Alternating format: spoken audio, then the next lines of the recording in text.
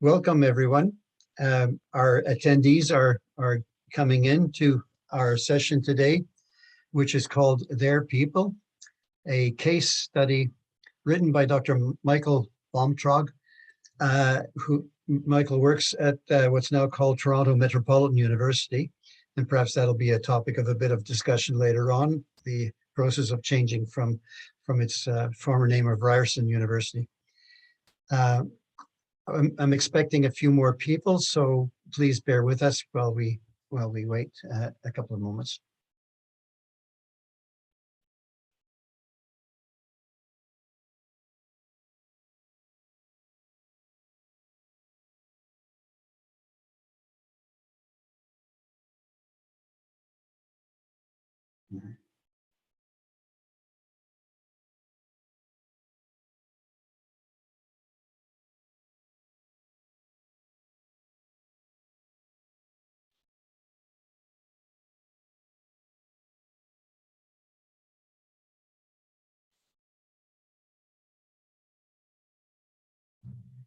Well,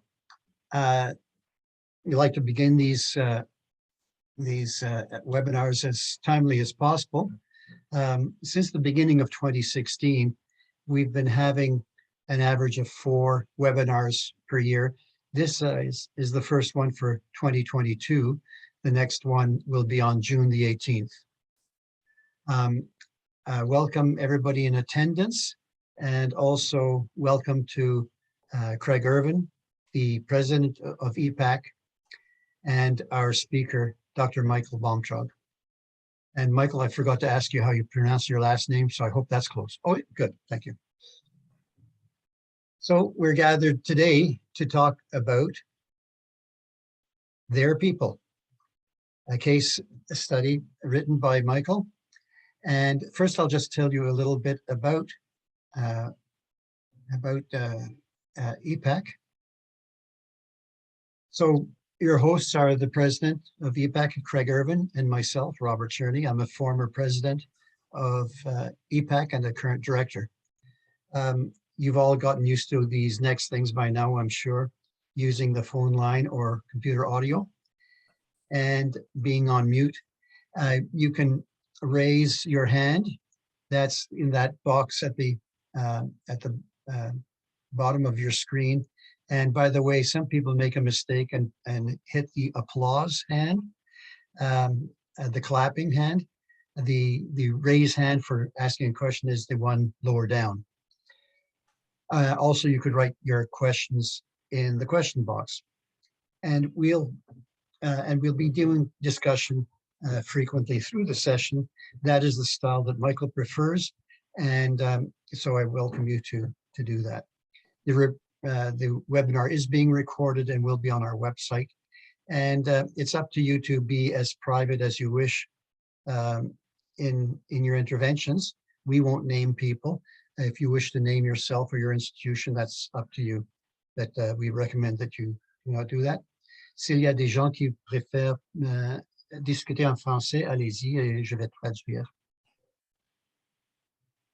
So the association, promotes ethical practices in organizations and supports ethics practitioners across the country, for example, with educational opportunities like this webinar, all with a view to creating a world where people in organizations are ethically aware and act in an ethical manner. And please do visit our website and become a member. Craig, do you wish to do the next part, the acknowledgement? Sure, I'll go ahead and do that. So welcome once again to all of you who have taken the time to join us today. We certainly appreciate it. And just as we enter into this discussion, this presentation, I'd like to begin by acknowledging the Indigenous peoples of all the lands that we are on today. While we meet this afternoon on this virtual platform, it is important for each of us located somewhere in Canada to recognize the difficult history of these lands. We therefore affirm our commitment and responsibility towards improving relationships with and deepening our understanding of Indigenous peoples and their cultures locally and throughout Canada. From coast to coast to coast, we are grateful to live on the ancestral territory of the Inuit, Métis, and First Nations peoples.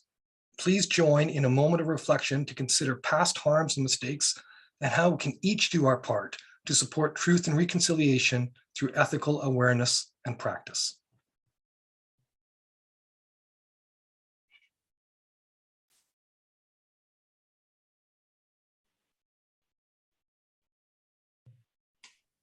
Thank you. Thank you, Craig. I'd like to introduce our speaker. Dr. Michael Baumtrog is a philosopher by training and current practice. He's an assistant professor in law and business at the Ted Rogers School of Management at Toronto Metropolitan University, formerly Ryerson, that we have to get used to the new name. And it's very consistent with the acknowledgement that Craig just read out, that this is, that we're having Michael speaking to us today from this renamed institution. His PhD work focused on the intersection of reasoning, argumentation, and ethics. And if we get into several hours worth of webinar, then we can ask him about the differences between reasoning and argumentation. That would be fun. Besides his teaching, he's written a couple of cases. He's done some research on the difference between doing cases that are just written on the page versus presented in a digital format like a computer game, and seeing how engaged the students become in these different formats. Besides his teaching, he's currently researching issues with respect to the moral status of children and young people and the impact of this on people starting out in their working lives, and some other topics as well related back to his research interests. So at this point, Michael, you please take over. I'm going to stop sharing. You start sharing and unmute yourself, and off you go. And I'll leave it in your hands until about 5 minutes to the hour, when we have to make sure that we're wrapping up. Meanwhile, I'll be watching for questions and making sure that people can get in when they wish to. Great. Thank you very much. I will share my presentation here.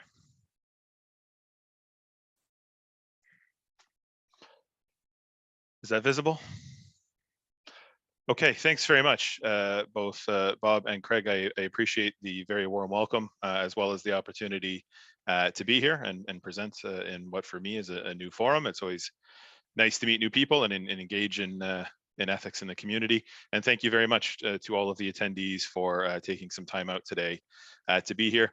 As Bob mentioned earlier, I do really appreciate a dialogical kind of a format. So I would encourage you to make a liberal use of the raise hand function. That would be great, and or the Q&A function that you have access to. I will be asking you some direct questions, and in the hopes that you'll be able to contribute as well. So please don't hesitate at any point to interrupt, and hopefully we have a good conversation. So the case that I wrote probably 3 years ago now, I think, entitled Their People, was developed in the Ted Rogers Leadership Center at what is now Toronto Metropolitan University, as a part of a broader contribution from the university as well, to what they call indigenize the curriculum a little bit. So the idea is to help raise some Indigenous issues with our students and to start inserting them more into the curriculum than is currently available. So that's a little bit of the background for the motivations for the case. What I'd like to do over the course of the next 50 minutes or so is provide first a brief outline of the case, in case you haven't had a chance to look at it in detail. I have a few questions for you, which can lay some of the groundwork for further discussion. We'll talk a little bit about the legality and the legal issues in the case. Full disclaimer, I'm not a lawyer, so we won't go too deep into that front. I'd then like to discuss what I call a decision-making heuristic for helping to make tough ethical decisions. And hopefully it apply to a number of ethical decisions that you may have to make rather than just this case. The idea is that it should be applicable in most situations where you have to decide a tough ethical situation. And then, of course, we'll have a good discussion about, what can you do for this specific case. So what is Their People about, right? Well, the case is written purposefully in the second person position because I think it's important for us to kind of empathize in ethical decision making rather than always looking at it from, say, arm's length. So the case centers you, and you are hired a year after colleague Tanya, who's an Indigenous woman with a degree from York University. And again, you can understand the context of working at Toronto Met. This is meant to be familiar to some of the student audience that would have first encountered it. The idea is to show, compatibility in education and training and geographical location, similar cities, similar universities, things like that, right? So the assumption in the case, it's not made explicit, is that you are not Indigenous, and that's because the vast majority of our students are not Indigenous. But there's also an assumption that there hasn't been any competence issues on either side, which could be an important factor, and we'll talk about that a little bit more a little bit later. The case also stipulates that you and Tanya have a good working relationship, right? So the idea is that there's not already an implicit or a long-standing animosity between you that might complicate things further. Trying to keep, unnecessary complications out of the case. The idea is that, you've been able to communicate and to work well, at least thus far. When a possibility for a promotion opens up, both you and Tanya are eligible for it and have agreed that you would like to run for it, and agreed to support each other as a part of the result of your good working relationship. And then when you drop by the hiring manager's office, whose name is Suganda, you indicate that you think it would be a tough competition, and she says, yeah, that she agrees, but then she also kind of gives you a wink, right? Like, oh, I'm sure you'll do okay, right? With a wink, which hints at a preference early on. The next day, while you're eating your lunch, you overhear Suganda racially discriminating against Tanya. She's on the phone. You might imagine it's with, say, somebody higher up or from head office who she's discussing the candidacies with. And she mentions that their people aren't really natural leaders. That's where the name of the case comes from, right? They're not really natural managers, and worries that Tanya would never be taken seriously in things like quarterly meetings with the head office. And then she says explicitly that because there's another qualified candidate, they should probably go in that direction. So we don't have evidence that there's more than two candidates, right? There is a possibility that she's saying, another qualified candidate that's not you, but the nudge in the case is that the idea is there's only the two candidates, and you're the other one that they would lean toward, which is also consistent with the wink. So that's the situation, and now it's up to you to kind of decide what to do, right? You've overheard this conversation. Suganda doesn't know you overheard it. Tanya wasn't there, and you are kind of at the moment just debating what it is you should do. You have to decide on a course of action. So one of the first questions that often pops up is, well, isn't discrimination illegal in Canada? It is indeed. You can't hire on the basis of racial discrimination. So there is an important element of that here, but it is important to note at this point, no hiring has actually been done. There's been a conversation about hiring, but as of right yet, it would be difficult to bring something like this down a legal avenue because no decisions have been made. I'd also just like to, one second, yeah, also just say that in a case like this, there might be reasons that even if discrimination had happened in hiring, there might be reasons why somebody like Tanya or you would not want to go that avenue. So the case is open. Yeah, Bob, go ahead. Yeah, here's my question. Since you point out that no decisions have been made, so then presumably, we're to understand that you can't have a legal case against something that hasn't happened. However, is one legally obliged in Canada to try to prevent something illegal from happening? There's too many similar words in that sentence. That's why I said it so slowly. Is it, if I'm the person in this case, should I feel legally obliged to step in because I think something illegal is about to happen? So again, I'm not a lawyer. I want to be very careful on what somebody's legal obligations are or not. On my understanding, I wouldn't think that you could be held legally liable for not stepping in. I don't know if that puts it into the negative, but I can't imagine a situation in which you've overheard the conversation, you do nothing, and then somebody sues you, for example, or tries to hold you criminally liable. So again, I'm not a lawyer, but I don't believe that the obligation is that stringent on a third party. Okay, so I would suggest that you or a colleague might want to look into Good Samaritan laws around Okay. Canada, which are usually invoked in terms of, you come upon a car accident and before the ambulance people arrive, you try and help and, et cetera, et cetera. So the Good Samaritan laws cover obligations, do cover things about stepping in. The weak form and the normal form of the Good Samaritan laws to protect people who, in good conscience, step in, even if the outcomes are not totally desirable. There's also a strong version of Good Samaritan laws that say you have to step in, even if you don't have the appropriate training. You have to do all you can. So it's under that mentality that it suddenly occurred to me to suggest this facet to the whole thing. Anyway. Yeah, for sure. And I mean, luckily, working in a law and business department, I will speak with colleagues about that and just see what kind of legal pressure is there. But in this case, I mean, at least immediately, you also have to act. And filing a criminal case isn't the most immediate decision you could isn't the most immediate action you could take. So even if it is an avenue you want to pursue, you still have to decide in the moment as well. So yeah, Good Samaritan laws are something to think about. But I wanted to press also, I think importantly, that in a case like this, even if you could file a legal case, I'm curious from the audience, can you think of reasons perhaps why that either you wouldn't want that to happen or why Tanya wouldn't want that to happen?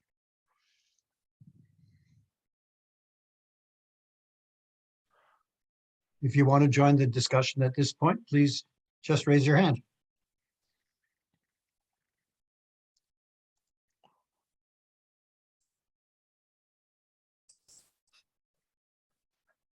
Go ahead, Craig.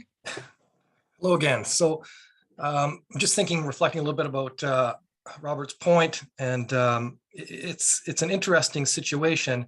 So on the one hand, the conversation is being overheard, right? It's not, there's not a direct relationship with the people in the room.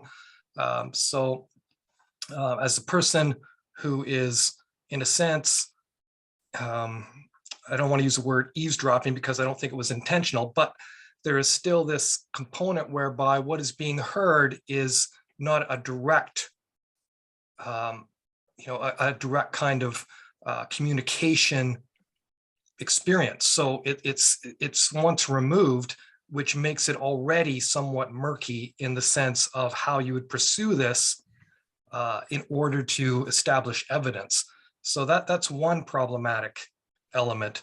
And then we have all the other problematic elements of what this means as far as somebody trying to enter into the workforce in this way. How do you balance this all out? So this, I think, is what this case study is about, and I'm curious to see what others have to think about or have to say about this. But the thing that occurs to me immediately is that, again, the issue around overhearing a conversation where you're only hearing one side of the conversation is already troubling to some extent.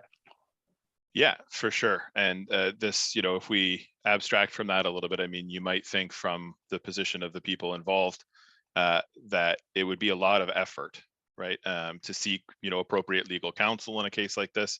And what could possibly be consequences of that, right? So would that mean everything blows up to a pretty big extent? And is that something that you would want? What does it mean for the future of the company and the organization?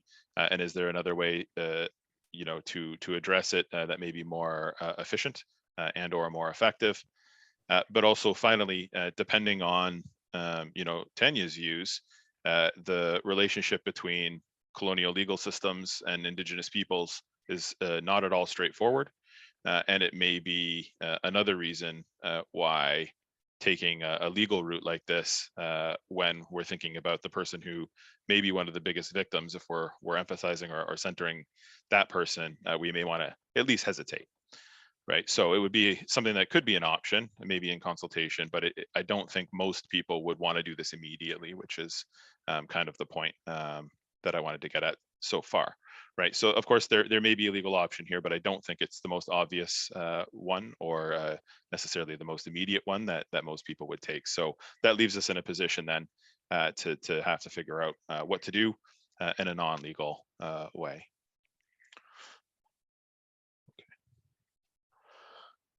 So some of the questions, and this will become important a little bit later, but I always think about cases like this, as I just mentioned, in terms of empathizing and centering different people. So, you know, in any given ethical situation, I try to sort out a list of who the stakeholders are. Some will be more central than others, and then thinking about what do they have at stake, right? So putting ourselves in their shoes and thinking about what they're thinking about when they're in this situation. So again, for anybody who's participating now, feel free. Who are some of the stakeholders, but maybe more importantly, what do you think they have at stake here?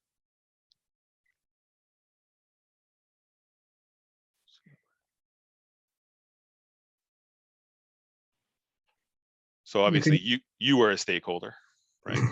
Go ahead, Craig, sorry. Please use the Q&A box if you prefer to write something rather than raising your hand. But either one is fine.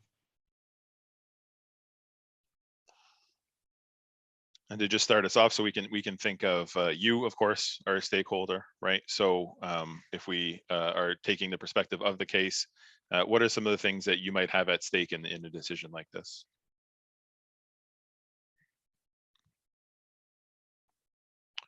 I see a hand, yeah. I don't know how to engage. Yeah, go ahead, John. Unmute yourself.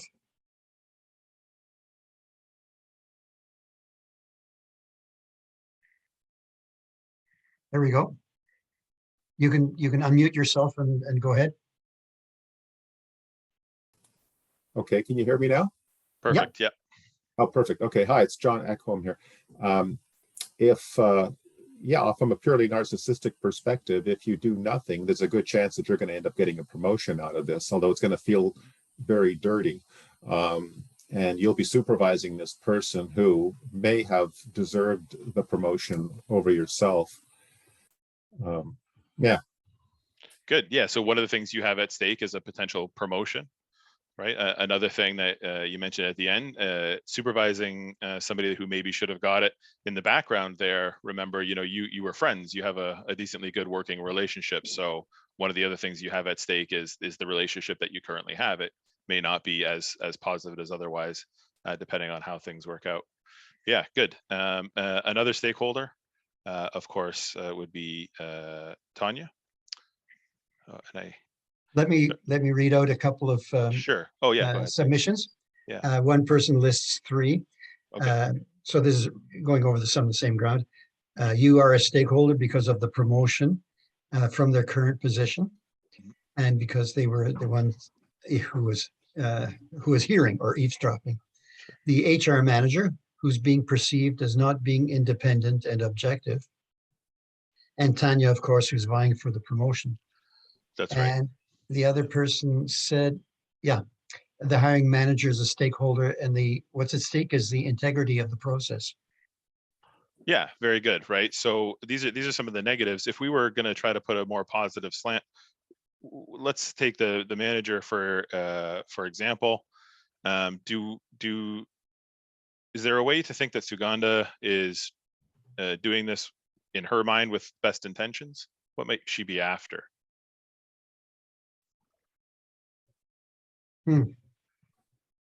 Sometimes these cases are written in such a way that it seems like there's obviously nefarious motives, but you might think, and again, this is just for determining, what to do in the situation and for brainstorming purposes, that if she genuinely believes that the best candidate would not be Tanya, and she's trying to look out for the best interests of the company, right? So that may be important later if you're trying to persuade her that what's in the best interest of the company is not doing this. It may give you a way to connect. So I honestly find a lot of the time when I encounter an ethically difficult situation, I'm not dealing with people who have nefarious motives. Most people think what they're doing for the good.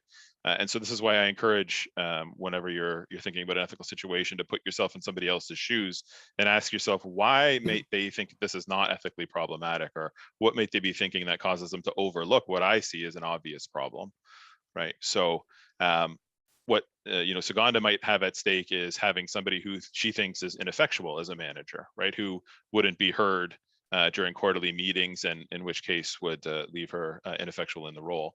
So it's just something to consider as well, and to start to think about what the people have at stake, and that also helps us figure out how we can perhaps best communicate with them when we want to voice our values, to use the Mary Gentile expression. Good. So what are some of the ethical issues raised? We've touched on these already, right? The integrity of the process, obviously, is one of the ethical issues raised. What seemed to be predetermination with the wink, before all the candidates were in as well. You might think of it also as, say, poisoning the well, if we were going to go a little bit more broadly.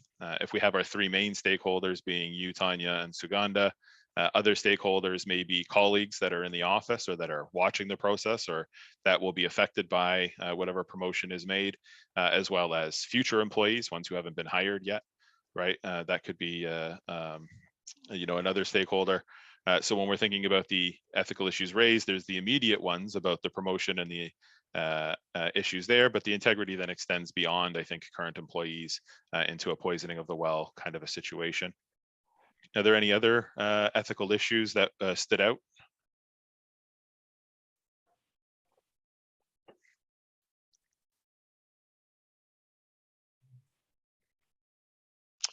Here's one written in: engaging in discriminatory behavior and discriminating based on race. That's right, yeah. And so part of the reason I chose a name like Sugandha was in part to highlight what may be a misperception that people who aren't necessarily white or Anglo-Saxon can't also racially discriminate in other ways.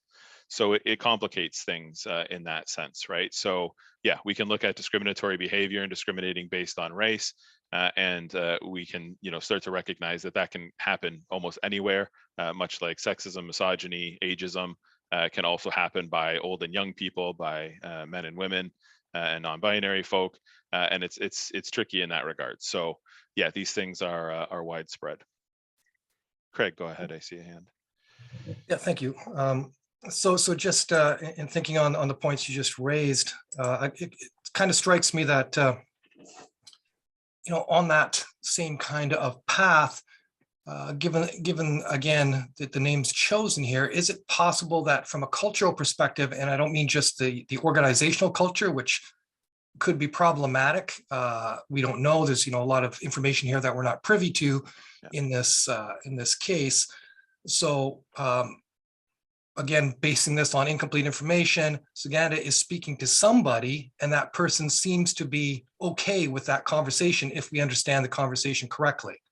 That this is acceptable to make a comment like that within the organization itself. So that could be something that is ethically problematic. In addition, coming back to your earlier point, I'm wondering, again, talking about culture, but in a different way, if there is, and this could be stretching things a little bit, and please do let me know if that is what's going on. Could it be that Sugandha is from a culture where status is perceived very differently than it is here, and they are perhaps being guided by that, that kind of earlier cultural perception of how to make a determination based on status rather than perhaps based on merit? For sure. I mean, it's a possibility, right? And this is exactly the importance, I think, of trying to place yourself in that other person's shoes. And you're right. I mean, there's a lot of information missing here. kind of on purpose, right? I want people to be able to fill in the gaps and to try to think of it, well, what if that was the case and what if that wasn't the case?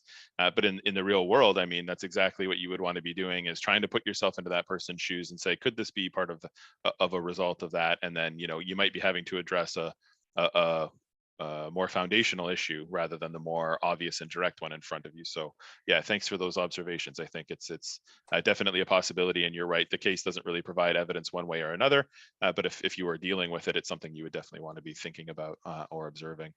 Sure. Great, thanks. So then this might be the trickiest one. Sometimes what I like to think about is, okay, this is a situation we're in. What's the absolutely most ideal outcome? Let's forget about what's possible at the moment, right? Let's just think, if we were gonna solve this perfectly, what would be the ideal outcome? What should we aim at? What do you think?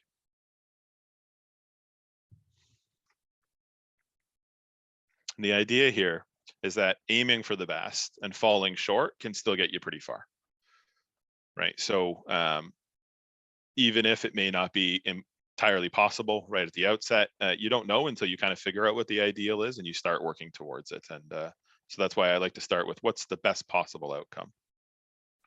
And then we can narrow down a little bit. So what do you think? What would be ideal in a case like this? How to end it?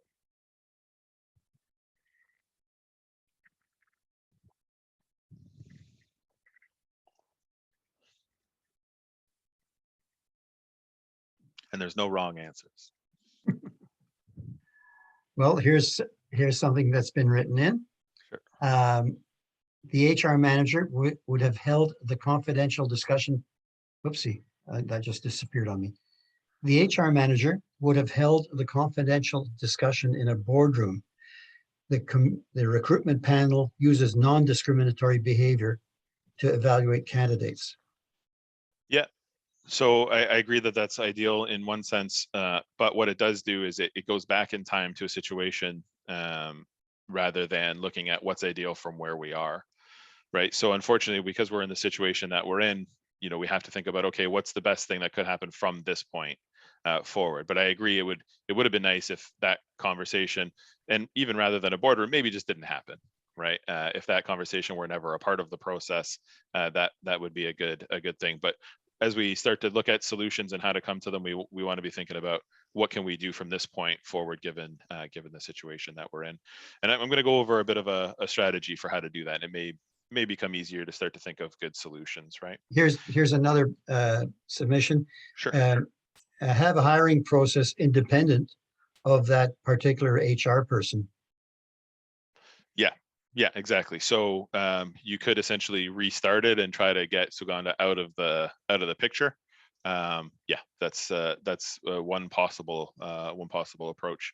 And think about how we could get there would be part of the process here. Yeah, go ahead. And here's one more. Yeah.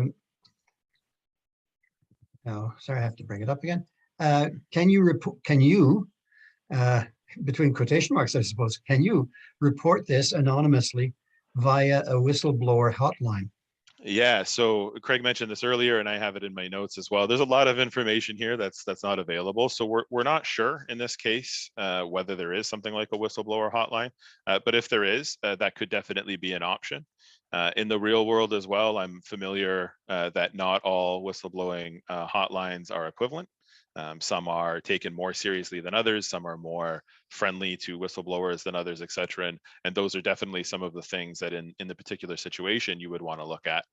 But of course, if it's a whistleblower line that is effective and at least doesn't have a poor reputation or anything like that, then it would be an option, definitely. And would want to think in that case about whether it could be done anonymously or not.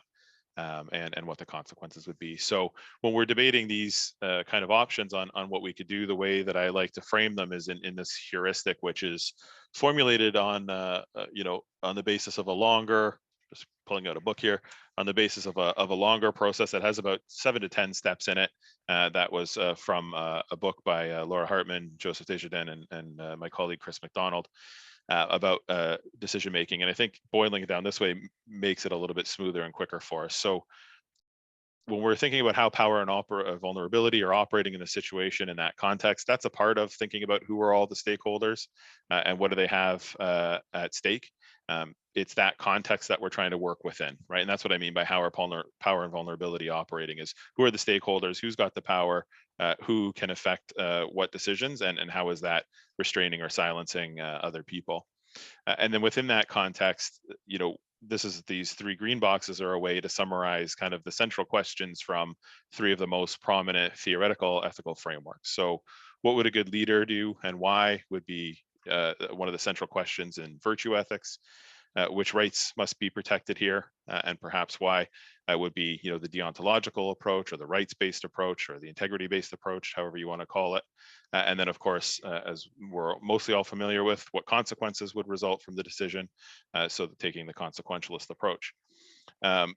So as you can see, I don't support one theory necessarily over the other because I think they all offer valuable insights and contributions. So when we're thinking about those questions in the context of the case that we have today, right? If we start with power and vulnerability, right? And we're thinking about how much power each stakeholder has. Of course, we know Suganda is a hiring manager. I think the idea is that maybe the people on the phone were even above that. But if we're thinking about, the power between you and Tanya, for example, so let's not forget, Tanya was hired a year before you. So she would have essentially a year's more worth of experience than you do, which may not necessarily be a power issue, but when it comes to a promotion, it may be an important consideration, right? And of course, when we're thinking about systemic power differentials that are at play, depending on who you are, there may be cultural power differentials at play, there may be gender power differentials that are at play. As well in that situation. And as we know, with the Indigenous history in Canada, there's definitely a systemic power differential at play when it comes to Indigenous perceptions and hiring practices in the country, right? So this is kind of the context that we're in, and it's messy, right? It's not clear, but I think slowing our thoughts down and getting a grip on it can help us see some of the clearer paths. And again, like I said, linking back almost to the legality, thinking about a systemic power issue here may steer us away from a choice to follow that path, or it may not, right? But the idea is to try to be aware of it. Michael, I'd like to pick up on that Yep. last point about how much power and who has it. Yep. There's another comment that's come in, and I'll just preface it that the power. And another implicit point is whether Suganda has sort of sufficient power to really determine the outcome, or whether she's just part of a process. Because here's what somebody else wrote: hopefully Suganda is only one member of a recruitment team, and perhaps staff from other divisions are brought in as part of that team, thus giving an independent set of eyes. Yeah, that would be helpful, right? And as was pointed out a bit earlier, we heard that through that phone call, there at least wasn't an obvious immediate resistance to what was heard. So it could show that there is like a really broad kind of discriminatory practice throughout the company. But hopefully that's not the case, and hopefully there will be other people involved who can start to check these wider power differentials. Yeah. Thanks, Bob. Okay, so starting with some of the questions, right? When we're thinking about which rights must be protected, well, obviously the right not to be discriminated against is the main one here, right? And that is a legal right, of course, but I think it's also really just a matter of dignity and respect. Even if this weren't like a hiring issue that's clearly outlined in labor law, right? Just discriminating against people because of the color of their skin or their religion or their gender or sexual identities is disrespectful and dehumanizing. Right, so it's something that we would want to preserve from an ethical perspective, but as well as from a legal perspective, right? And again, if we're trying to put ourselves in other people's shoes, we do want to think about, the right to hire the most qualified candidate, right? Which is maybe where Suganda's thinking is, but we don't have any indication, right? There was no, nothing in the case about somebody having a write-up or poor performance reviews or anything along those lines, right? So we do want to be attentive to the fact that we're looking, a company has a right to hire a most qualified candidate, and also just be sensitive that we don't have an indication that that's not Tanya, right, at the moment. So these are some of the rights that I would be trying to think about if I was in that situation, right? Okay, there's Suganda's right, but there's also the discriminatory right, and how would I want to kind of navigate between those, right? Do you think it would make a big difference if Tanya had a write-up on her file and that was a part of the case, like she's had, poor performance reviews, and then you overhear the conversation?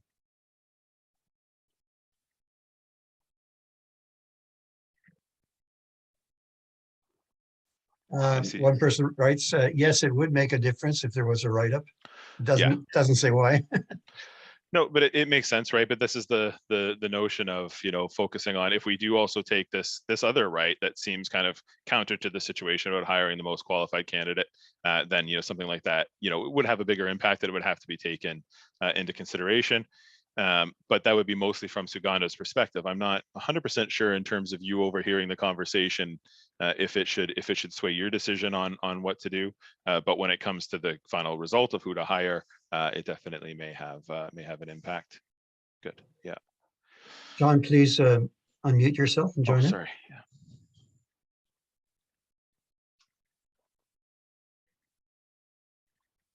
John, unmute yourself and.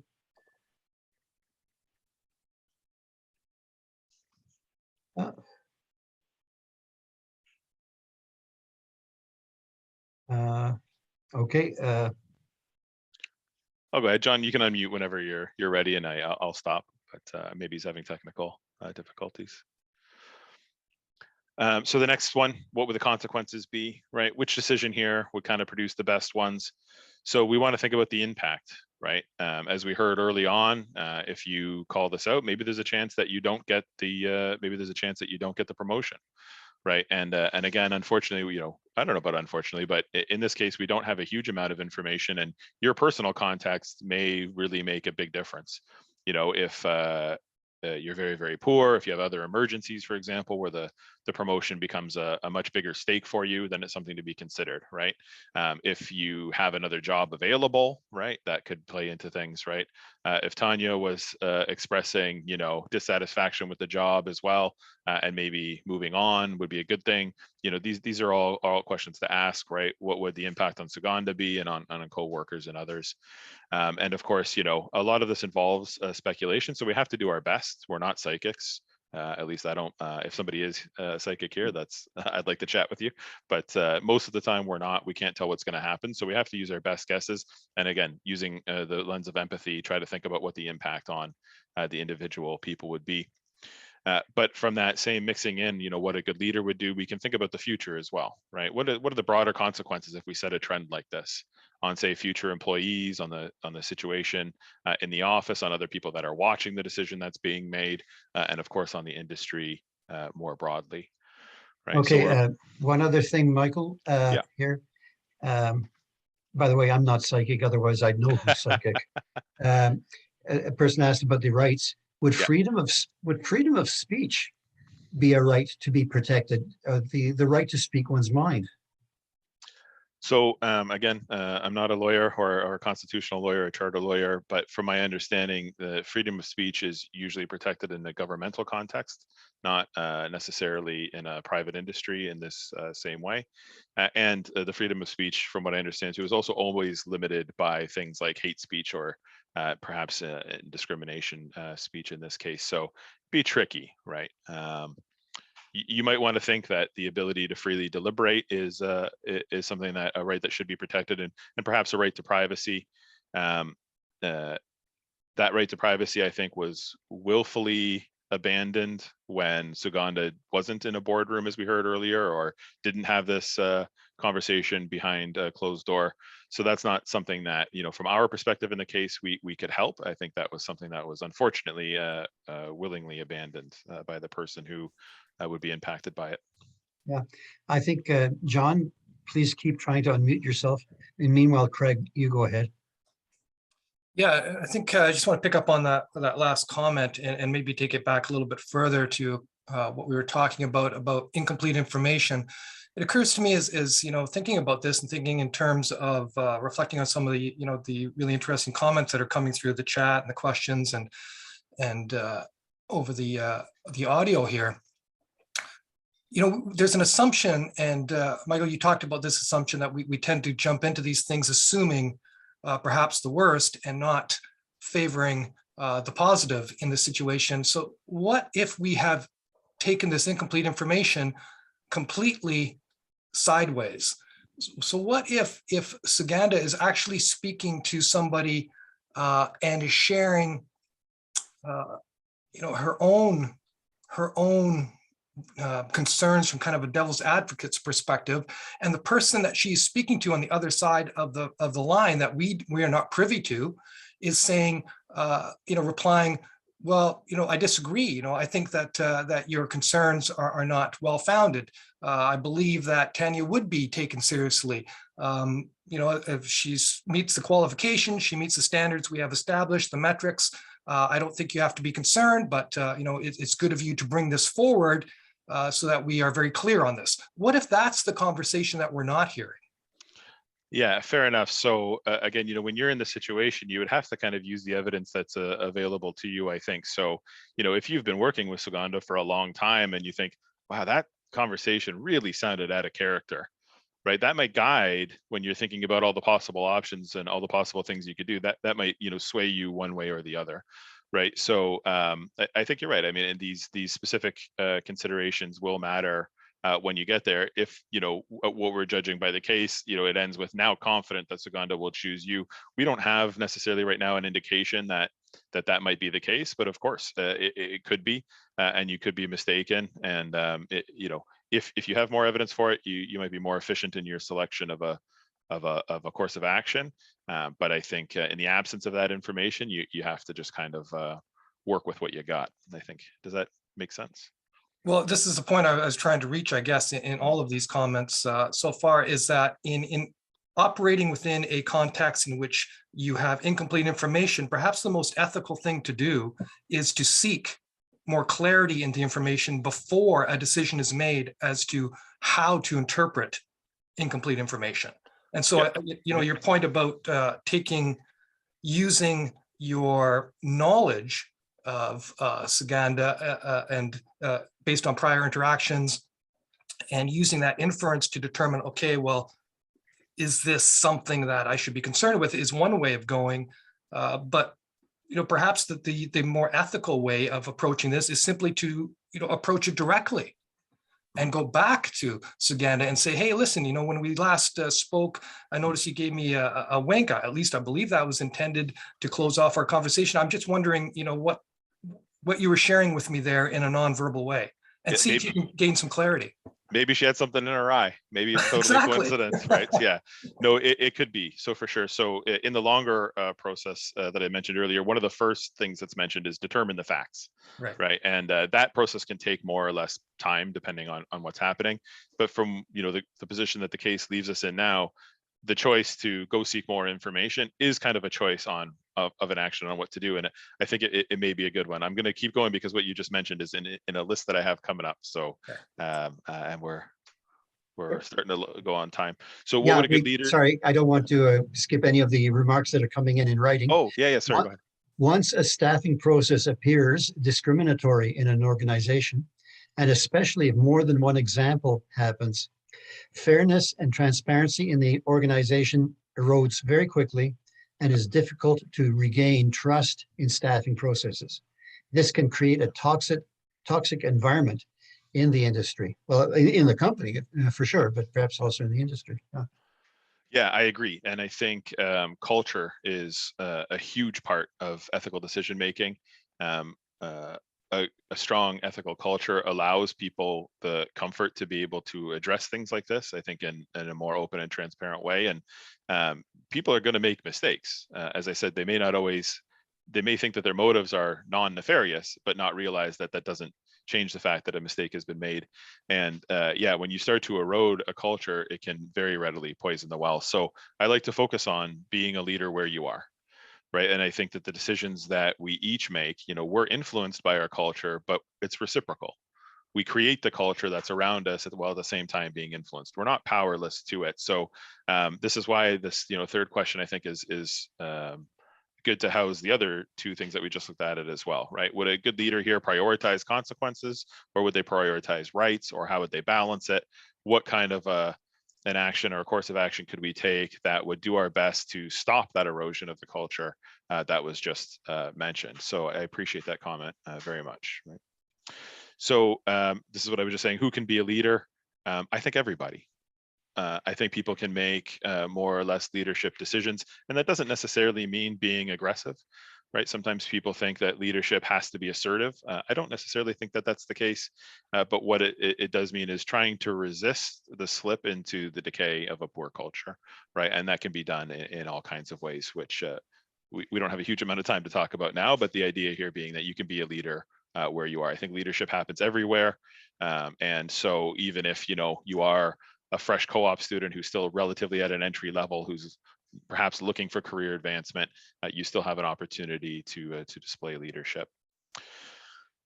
Part of the way that leadership works, I think, is through empowering others, right? It's the way that we interact with each other. And because in almost every workplace, you're not working alone. Of course, some people have sole proprietorships, et cetera, where they are alone. But for the most part, even just in how you interact with your peers and colleagues, there's an opportunity to display and demonstrate leadership there. And again, changing that culture can be done through setting examples and positive examples on how to handle tricky situations, because others are quite often watching.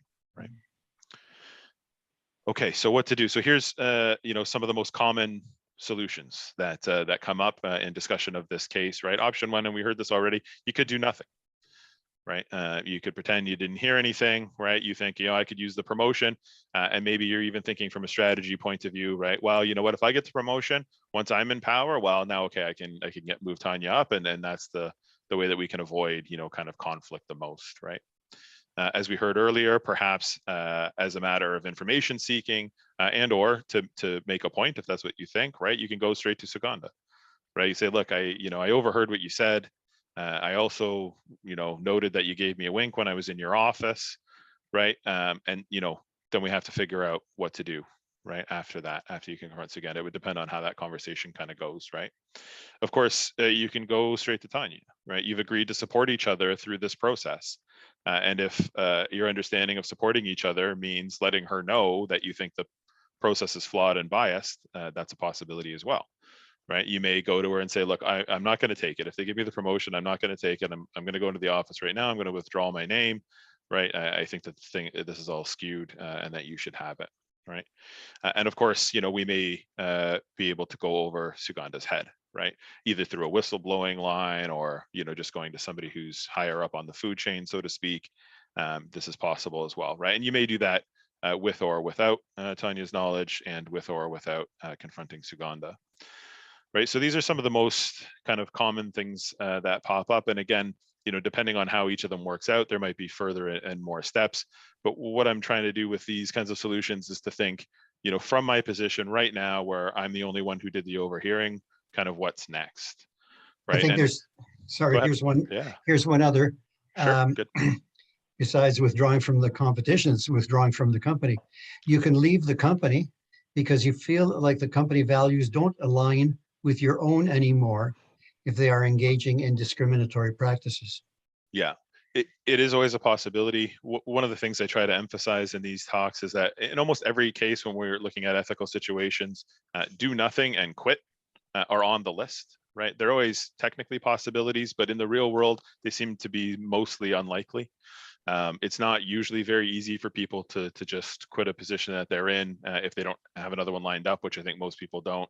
So it is possible, right? And it may get to that. If you are in a situation, again, part of the missing information where, you could land on your feet if you were to quit right away, that option may become more appealing to you. But yeah, so quit and do nothing. One makes us feel dirty, the other one leaves us without an income. So while they're always possible, I find we usually end up somewhere in between those two kind of extremes. So using our process, what I would do with this, you come to a list of options, right? Say nothing, confront Suganda, either for information seeking or confrontational purposes, speak with Tanya, go over Suganda's head, or quit, right? And we think about all of those, we relate them back, right, to that framework. So now we have our list, and we would want to ask ourselves, okay, which option here, or if there's another one that came up, right, would best balance the considerations in our framework. And usually when we get to that answer, we're approaching kind of the best that we can do. So we started with what's the ideal outcome, and then we look at the possible options, and then we try to find which one can kind of bring us closest to the ideal by using those three. Does anybody have a thought on which of these or another option would kind of meet our consideration of a good leader who's respecting rights and paying attention to consequences? What do you think would balance, and in the situations of systemic power that we looked at, anybody have a view as to which of these or another solution might best balance those considerations?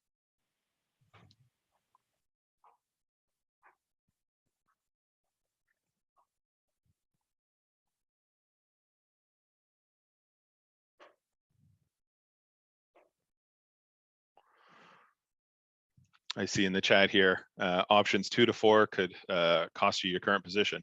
Yeah, exactly. So when that's part of that consequences, right? So confronting Suganda, speaking with Tanya, those are situations or consequences that you would have to kind of weigh. What would happen, right? If I confront her, would that mean that I might either slowly or immediately be fired, right? What would be the impact of that? And is it worth, balancing against the risks? Yep. So again, that's exactly one of the considerations that goes in. What do you think? Which one would kind of balance the everything all said and done?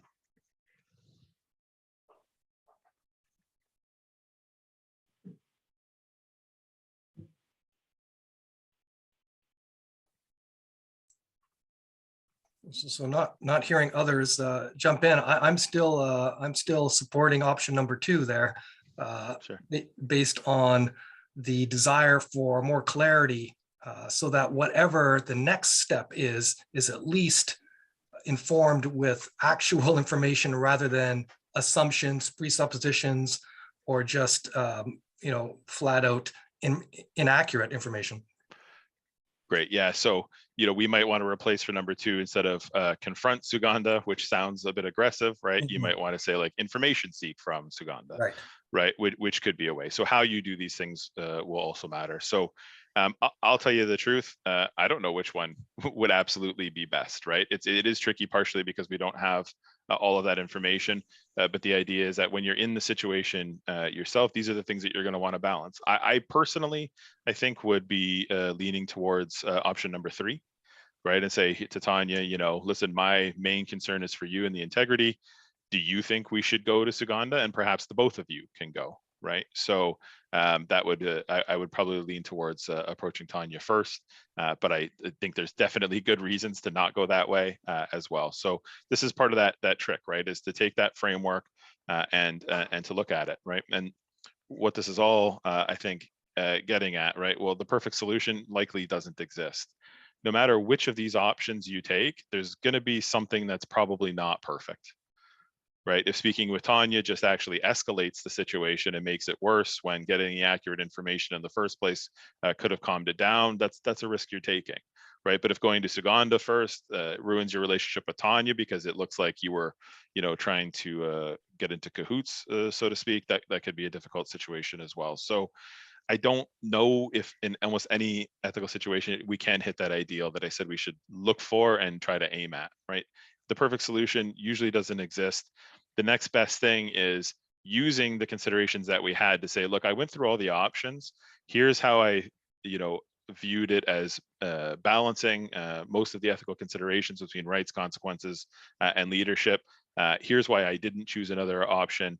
We at least then have a grounded approach, right? So what I try to do is always ground ethical decision making in reasoning, right? Rather than hunches or one-offs or things like that. So trying to provide the best reasons that we can, and those questions in that framework is how that's designed to help, right? So you want to be able to justify the trade-off that you're selecting, right?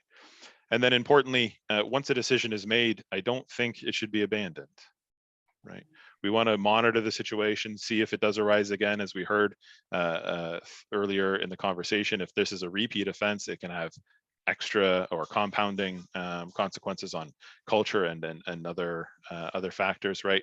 So we can start doing some counterfactual thinking, right? How could this have been prevented in the first place, right? Is there a way that we could have had a situation where Suganda wasn't already kind of biased, right? And what can we do to set that up in that same way? How can we ensure? And that may be, you know, a situation where, as we heard earlier as well, working to say exclude Suganda from the process before, going over our head as well. So I don't think that the thinking and the reasoning and the ethical decision making ends with the immediate situation. You want to monitor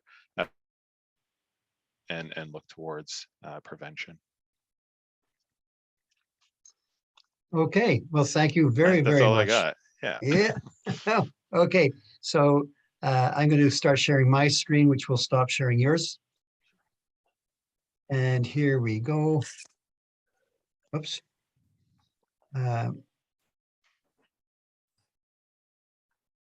So now we're at our final screen. Please send in, use the question box to write some comments about this webinar and any ideas you might have about future webinars. And I'll just leave that up for a couple of minutes after we finish.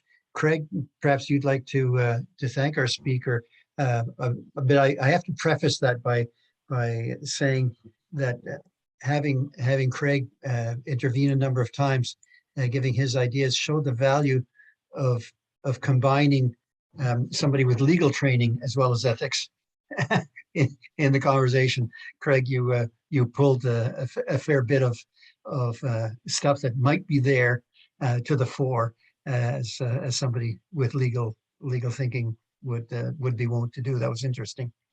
But anyway, not to diminish anything that Michael contributed. This was really wonderful. Yeah, I totally agree. And thank you, Michael, so much for presenting this and for, first of all, for writing this. I mean, it's so interesting that a case like this, that's what, 4 paragraphs long, really generates a great deal of thoughtfulness and reflection and interaction. And I think that's what this is designed to do, right? Is to get people talking, to get them thinking, to get them sharing. The more that we do that, the more that we dialogue, the more that we are able to, engage in conversation on topics like this, the more that we, I think, are assisted in how to proceed in our own, in situations like this that we might encounter in our own lives. So again, I really appreciate it. And thanks so much for taking the time to be with us today. Thank you to all of you who've joined us. And again, have shared your valuable time with us. Hopefully this provided some value to you as well. Great, thanks very much. And I fully agree. That's exactly the point. That's why I wrote it, get people talking. So thanks very much. Yeah. Okay, thanks everybody. As I said, I'll leave the session open. EPAC administrator, you can end the recording now. Oh, I think I can end the recording.